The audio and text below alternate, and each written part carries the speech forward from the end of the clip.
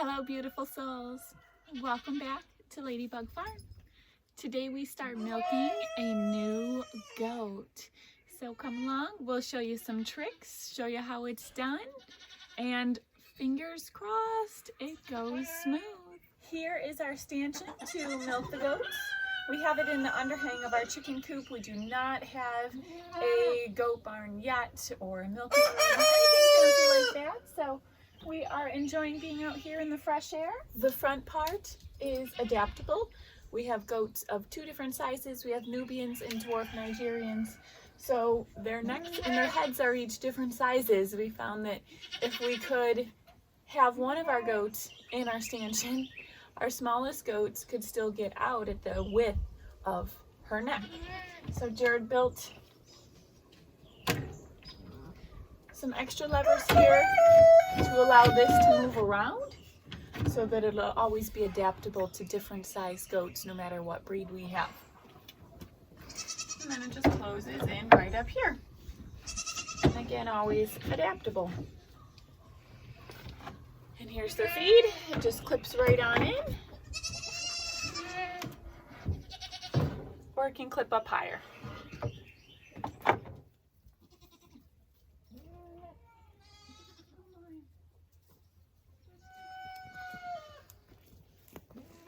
You think you can make it up today? I'm going to help you. We didn't build you a ramp. Oh.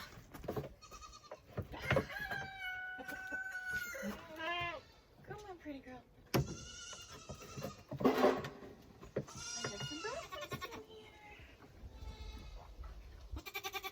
I know, there's some breakfast in here for you. You want some? Pretty girl. There we go.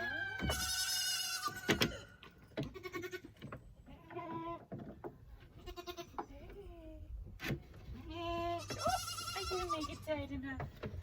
Let's try that again. Oh.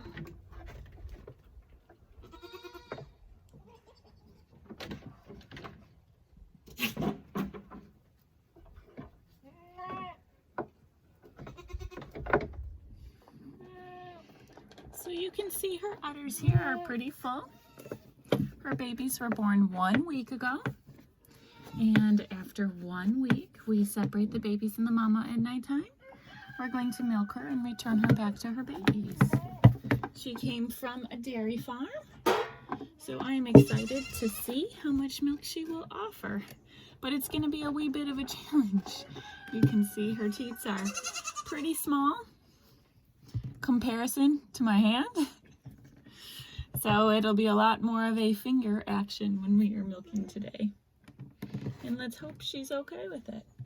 I just want to let the first little drips go.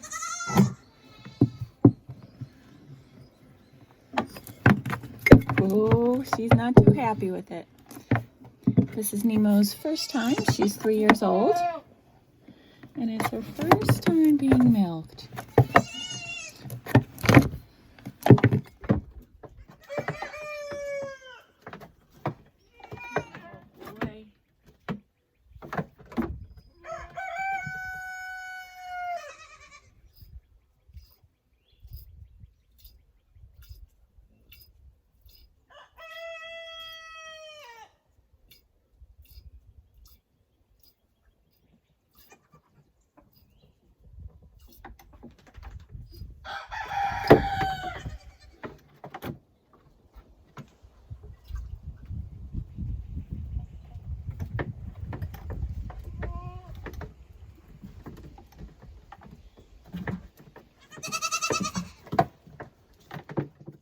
What a challenge this is.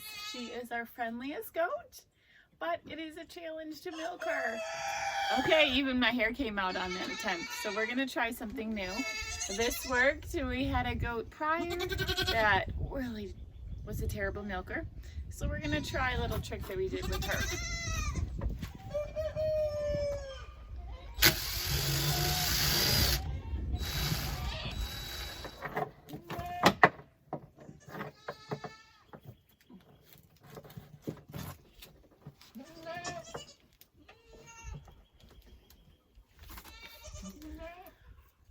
Not the kindest, but Hopefully it'll be temporary. It will also keep her from stepping into the milk. Let's see if it actually works.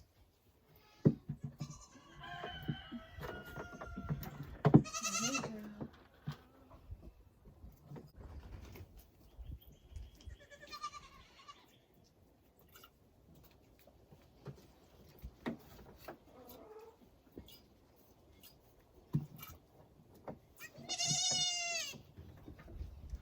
It's working.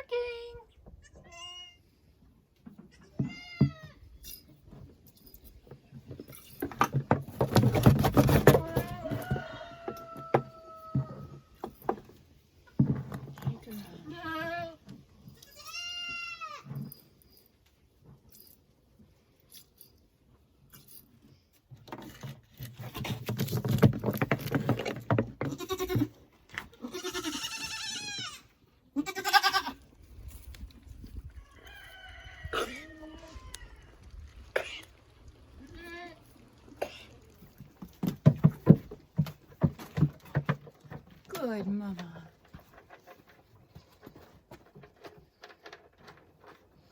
As you can see, she's used to routine. She jumps right on every day. Goats like to be milked at the same time every day, the same place every day.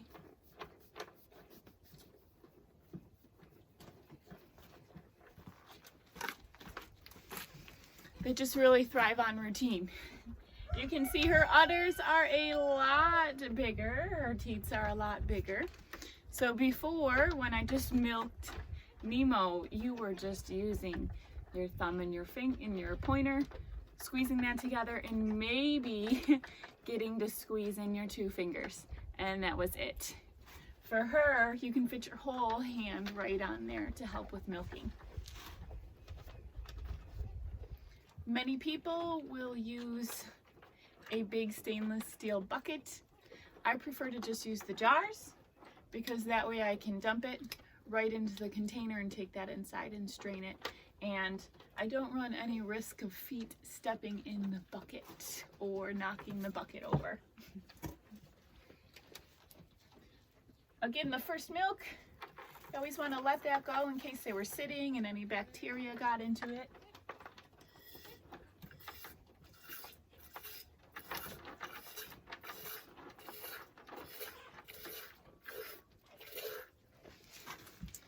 In just that quick amount of time, I got as much milk from Oreo that I did from Nemo.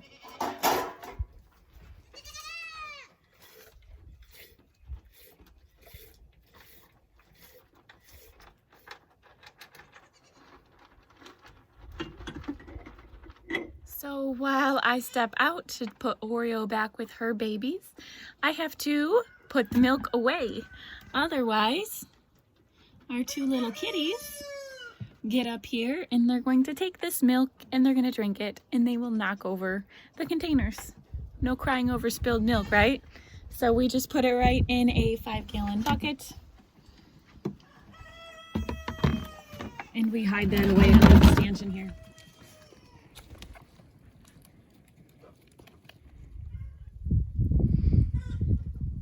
Just as mentioned, here are our kitties looking for a morning treat.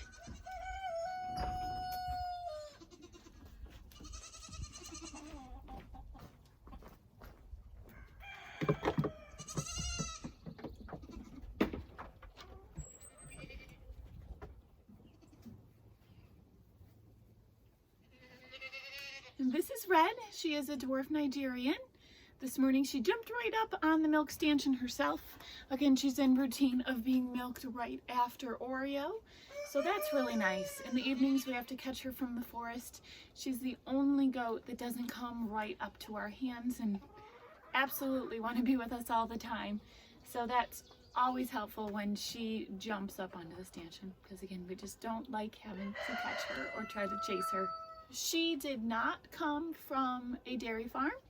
So she does not produce that much milk, but it's still enough for us to, again, make our yogurt creamier, our cheeses creamier, have coffee cream, and we are very grateful for her milk. So with Red, you can see her bags are not as full as Nemo's were.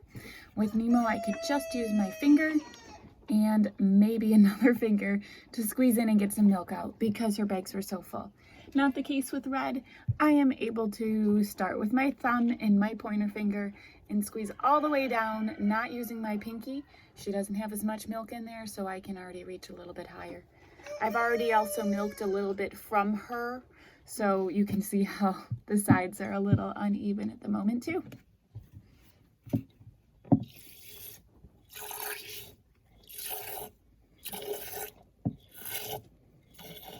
So here's our milk from Red.